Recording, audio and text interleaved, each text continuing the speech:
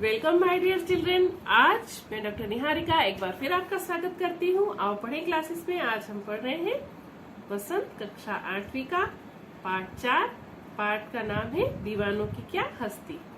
यह एक कविता है और इस कविता के कवि हैं श्री भगवती चरण वर्मा। इस कविता में कवि ने मस्त मौला रहने वाले ऐसे व्यक्तियों के बारे में बताया है जो दुनिया क्या कहेगी इस बात की परवाह नहीं करते।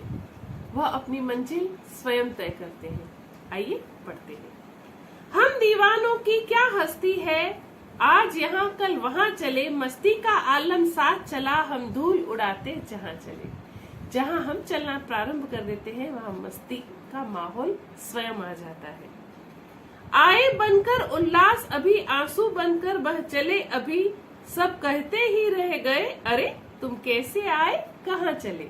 थोड़े समय के लिए भी ऐसे मस्त मौला व्यक्ति किसी के जीवन में आ जाते हैं तो उल्लास छा जाता है, और जब वे चले जाते हैं तो आंसू आंखों में आ जाते हैं। लोग उन्हें बहुत मिस करते हैं और लोग कहते हैं कि अरे तुम अभी तो आए थे, अभी इतनी जल्दी तुम कहाँ चल रही। किस और चले यह मत पूछो, चलना है बस इसलिए चले, जग से उसका कुछ लिए चले, जग को अपना कुछ दिए चले। ऐसे मस्त मौला व्यक्ति जो है वह किस दिशा में आए थे और किस दिशा की ओर चले यह निश्चित नहीं है। उनका कर्म, उनका परिश्रम उन्हें जिस दिशा में ले जाता है वे उस दिशा में चलना पसंद करते हैं।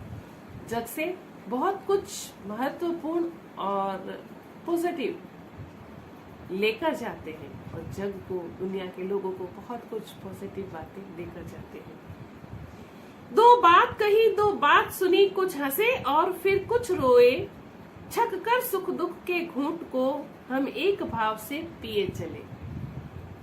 दो बात कही दो बात सुनी, किसी को कुछ सहायता प्रदान करने वाली, सांत्वना प्रदान करने वाली दो बातें कही और किसी के मुंह से सांत्वना प्रदान करने वाली दो बातें सुनी, और सुख दुख के घूंट को छक कर पिया, आनंद से पिया। खुशी में ज्यादा खुश नहीं हुए, दुख में ज्यादा दुखी नहीं हुए, हम एक समान भावना के साथ चलते चले गए। हम भिखमंगों की दुनिया में स्वच्छंद लुटाकर प्यार चले, हम एक निशानी सी उर पर ले असफलता का भार चले। लोगों के दुनिया में मीठे बोल भी नहीं है जो इन दीवाने और इन मस्तानों को देने के लिए लोग यूज करें।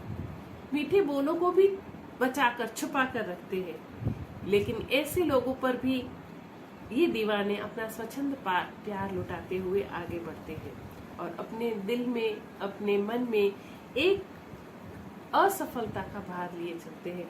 अर्थात उन्हें यह लगता है कि हम दुनिया को अपने जैसा नहीं बना पाए, हम दुनिया को वैसा ही मस्त मौला बनाने में शायद असफल हो गए। अब अपना और पराया क्या, आबाद रहे रुकने वाले, हम स्वयं बंधे थे और स्वयं हम अपने बंधन तोड़ चले। हम दुनिया के प्यार में स्वयं बंधे थे, हमें किसी ने बांधा नहीं था, और अब हम दुनिया वालों को यह शुभेच्छा देते हैं कि वे हमेशा आबाद रहे, प्रसन्न रहे, जिसमें हाल में रहे। अपना और पराया का भेद हम भुलाकर आए थे और हम अपना और पराया का भेद भुलाकर इस दुनिया से जा रहे हैं।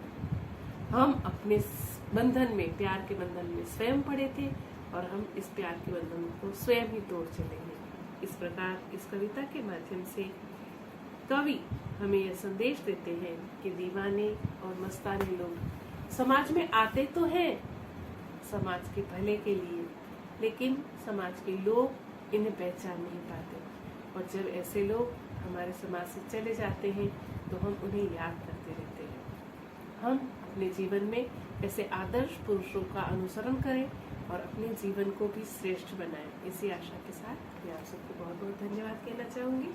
आओ पढ़े से निरंतर जुड़े रहें और कविता के अभ्यास प्रश्न उत्तर के लिए डिस्क्रिप्शन बॉक्स में जाएं और लिंक से नोट्स प्राप्त करें, सहायता प्राप्त करें। बहुत बहुत धन्यवाद।